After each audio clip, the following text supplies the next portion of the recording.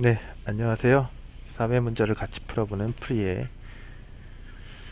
좌절의 20대, 절망의 30대. 오늘 주제는 생존의 목적이 된 젊은 세대입니다. 젊은 세대들이 더 이상은 희망을 갖지 않아요. 거의 대부분이 생존이 목적이 돼버렸죠. 그래서 이런 친구들이 왜 이런 생각을 가졌나, 그리고 왜 이런 사회 문제가 발생이 되었나를 한번 같이 살펴볼게요. 자, 20대 미혼 남녀의 향후 결혼 계획입니다.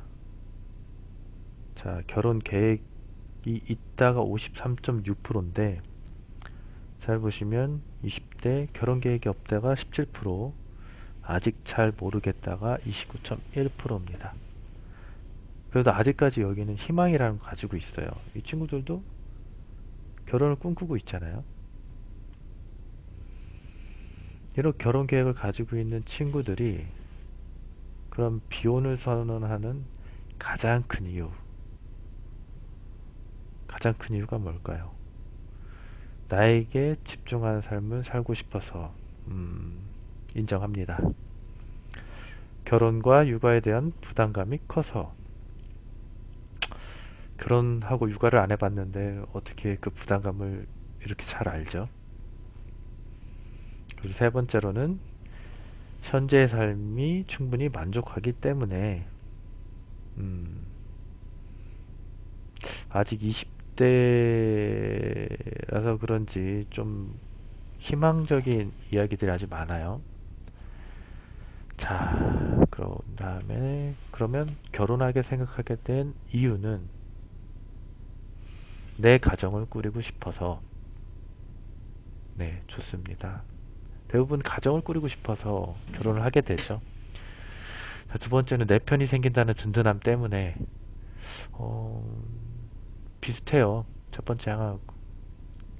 그 세 번째는 외로울 것 같아서. 이렇게 세 가지 이유가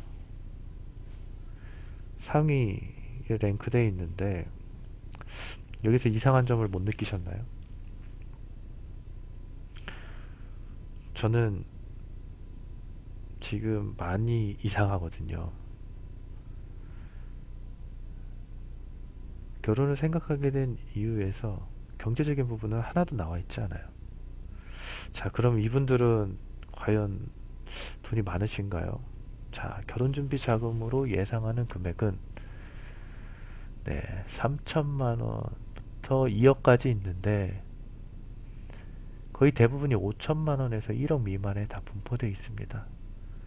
그럼 평균을 잡아서 결혼준비 예상 금액은 7,500만 원, 1인당 7,500만 원이죠. 그렇다면은 여기에서 얘기하는 결혼, 아까 결혼하고 싶어 했고 혼자 있기도 싫고 그래서 결혼을 하려고 준비를 하다 보니 자기가 예상하는 금액이 5천만 원에서 1억 미만이에요. 그럼 평균 집값을 내면 7,500만 원이죠. 그러면 우리 이 20대들한테 그 7,500만 원이 모이려면 그럼 어떻게 모아지는지 제가 그에 대해서 좀 설명을 드리겠습니다. 네, 참고로 저도 월급을 차곡차곡 모아서 7,500만 원 이상을 모아봤어요. 자, 그럼 7,500만 원 돈을 모으기 위한 시간. 이제 7,500만 원 돈을 모으기 위한 시간은 다 동일해요. 동일하지만 급여가 다 다르겠죠. 대기업에 있는 친구들도 있을 것이고 중소기업에 있는 친구들도 있을 것이고 또 공무원들도 있어요. 그런데 대기업에 얼마나 가죠? 채 10%를 못 갑니다. 그 채 10%도 못 가는 대졸자 중에서 똑같아요. 대입이랑 취업 준비생들은 재수생들이 많습니다. 예를 들어서 2017년 졸업생이 있을 것이고 2018년 졸업생이 있을 것이고 2019년 졸업생이 있어요. 거기에다가 2018년 대학원 졸업생이 있을 것이고 2019년 대학원 졸업생이 있어요. 그들과 다 같이 경쟁했을 때 채 10%도 되지 않는 그 대기업 신입사원의 TO를 채우기 위해서 피쓰지게 싸운단 말이죠. 그러면 대기업으로 계산하는 건 의미가 있을까요? 없어요. 없습니다. 중소기업으로 계산을 했을 때 그나마 2,730만 원이라는 돈이 나와요. 이 자료는 2018년 기준이고요. 그렇다면 사람들이 그렇게 선호하는 공무원의 계산에 넣지 않았습니다. 너무 적어요. 급여가. 구급공무원 초봉이 월급으로 치면 159만 원. 2019년 책정된 기준입니다.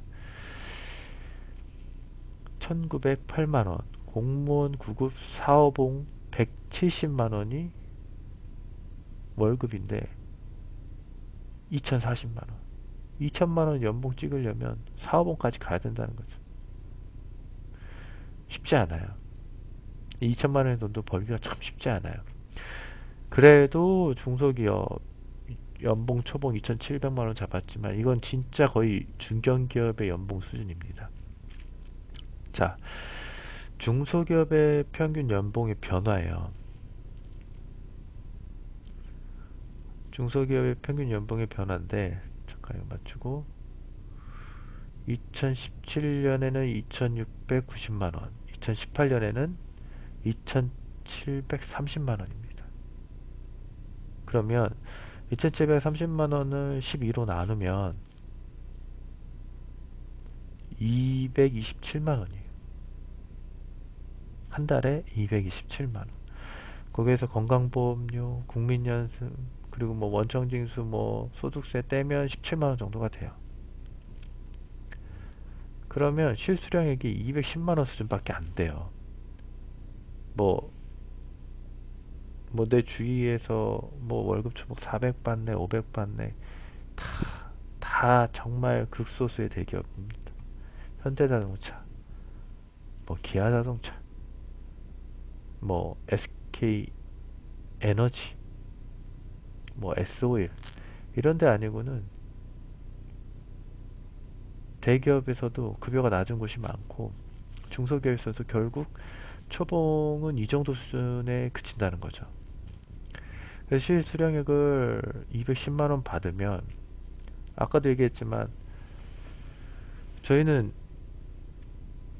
결혼을 해야 되잖아요. 그래서 7,500을 모아야 되잖아요. 어떻게 해요? 아끼고 절약해야겠죠.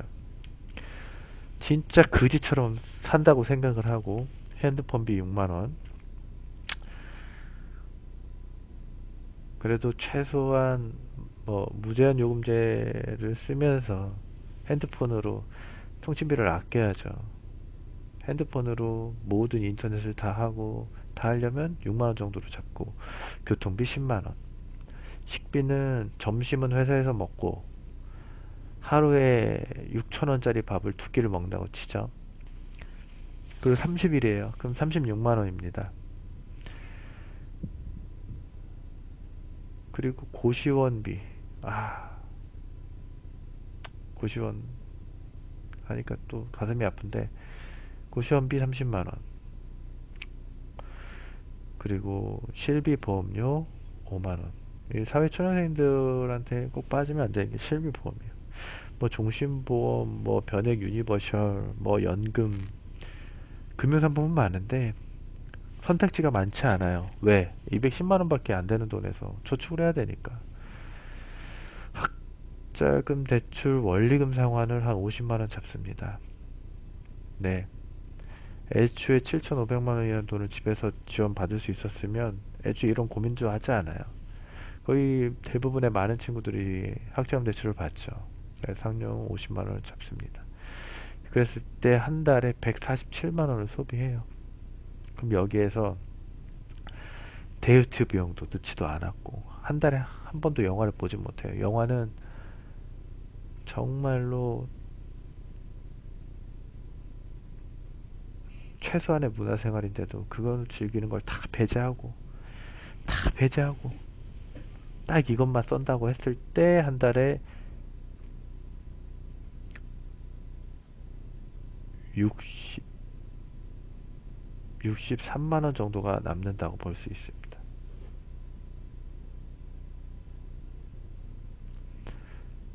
63만원. 한 달에 210만원을 내가 받았는데 63만원 밖에 안 남았어요. 30% 밖에 저축을 못 하는 거예요. 자, 그러면 그래도 우리가 이렇게 그지처럼 모은 돈 63만원, 63만원을 결혼 준비 자금으로 예상하는 금액과 맞춰보면 아까 봤던 그 자료예요. 7,500만원이다.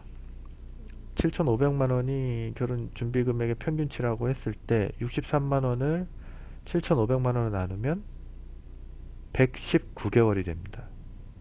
그 119개월을 다시 12개월로 나눠요. 왜? 우리는 년으로 보면 편하니까. 그러면 딱 9.9년이 나옵니다. 반올림해서 10년이죠. 네. 여러분들이 20대가 가장 쉽게 생각했던 결혼 준비자금 7,500만원을 모으는데 중소기업과 중견기업 기준으로 10년이 걸려요. 모으려면. 원금 기준으로. 근데 여기서 월급에 따른 상승분과 저쪽에 미반영을 했지만 정말 많이 해도 채 10%가 되잖아요. 그럼 9년 정도로 볼 수 있겠죠. 근데 여기서 참 더 서글픈 건 남자만 7,500이 아니라 여자도 7,500을 같이 모았다고 칩시다. 그러면 둘이 합하면 금액이 얼마죠? 1억 5천이죠. 1억 5천인데 1억 5천이 결혼 준비 자금인데 이게 다 집에 대한 비용일까요? 아니죠. 혼수도 있죠. 뭐 패백도 있죠. 또 결혼식장 비용도 있죠. 그리고 뭐 있죠? 신혼여행비도 있죠. 근데 그걸 하나도 안 쓰는 커플이에요. 정말 슬프게도 그런 거를 하나도 안 쓰는 커플인데 그 커플이 결혼을 해서 1억 5천을 모아서 지금 2019년 1월 18일 기준으로 서울특별시 강북구 미아동 아파트나 주상복합이나 재건축 단지를 다 훑어봤는데 전세가 딱 한 건이 있어요. 1억 2천에 12평. 이게 현실이에요. 남자, 여자, 부부가 될 사람이 서로 9년 동안 빼빠지게 일해서 각각 7,500만원씩을 모았고 그 7,500만원을 모은 그 돈을 하나도 쓰지 않고 예식도 올리지도 않고 그냥 사진 한 장 찍었다는 가정하에 강남도 아니에요. 강동도 아니고 그나마 저렴한 강북 미아동으로 검색을 했는데 하나도 나오지가 않습니다. 딱 하나 나왔는데 5층이죠. 이건 거의 빌라입니다. 빌라. 자, 그래서 여기 보시면 2억에서 2억 5천까지 했을 때 이제 그때 매물들이 이제 조금씩 나오기 시작합니다. 20평 기준으로 평균 매물가격은 2억 3천에서 2억 5천이었고요. 그런데 정말 좋은 집주인이나 아니면은 급매물이 나와서 2억의 전세금을 얻었다고 쳤을 때 기준으로 잡고 그리고 70만원을 아까 63만원이었는데 월급이 올라서 10% 정도 상승했다 하여 70만원을 잡았을 때 285개월이 걸려요. 그리고 이 285개월이 12년 12개월을 또 나누면 24년이 걸립니다. 24년. 20대 때 정말 열심히 일했고 또 공부도 했어요. 그래서 정말 어려운 취업난을 뚫고 상위 중소기업이나 중견기업에 갔어요. 그래서 부모님한테 그리고 여자친구한테 얘기를 하고 축하를 받고 일을 시작해요. 정말 그지 같은 상황을 다 견디고 견딥니다. 그렇게 한 달에 모은 돈이 70이에요. 그 빚도 잘 안 들어오는 고시원에서 타지에서 정말 열심히 노력하면서 돈을 70만 원 모으면 뭐해? 24년을 모아야지 강북에 있는 전세가 되는데요. 이거는 너무 잘못된 지금 상황입니다. 근데 젊은 사람들은 24년을 그지처럼 살아야지 22평 전세에 들어갈 수가 있어요. 지금 그런데도 불구하고 지금 많은 기득권 언론이나 기득권 세력들은 아직도 집값이 오른다고 얘기하고 있고, 집값에 대해서는 항상 정경유착이 따라다닌다고 저는 생각을 해요. 그렇지만 중요한 건 그들이 잘못됐다고 하기보다도 우리가 문제를 인식해야 된다는 거죠. 젊은 사람들이 포기할 필요가 없어요. 정부의 임대주택을 요구하고 청년주택을 요구하고 그런 것들이 하나하나 쌓이고 늘어갈 때 그때 나라가 바뀌기 시작할 겁니다. 그리고 그 시작은 문제를 보고 인식을 해야지 바뀌는 거고요. 여태까지 20대가 생각하는 결혼에 대한 생각, 그리고 그 결혼까지 가기 위한 험난한 여정, 그리고 말도 안 되는 집값, 전셋값, 그 전셋값을 모으기 위한 기간 등을 알아봤습니다. 여러분들도 지금 이 현상이 매우 잘못됐다고 생각하면 이런 인식을 바꿔야 하고요. 구독과 좋아요, 댓글로 그 의견을 표출해 주세요. 이번 영상은 20대의 좌절이었지만 다음 영상은 정말로 현실을 인식한 30대의 절망에 대해서 영상을 만들어 보도록 하겠습니다. 감사합니다. 사회문제 풀이였습니다.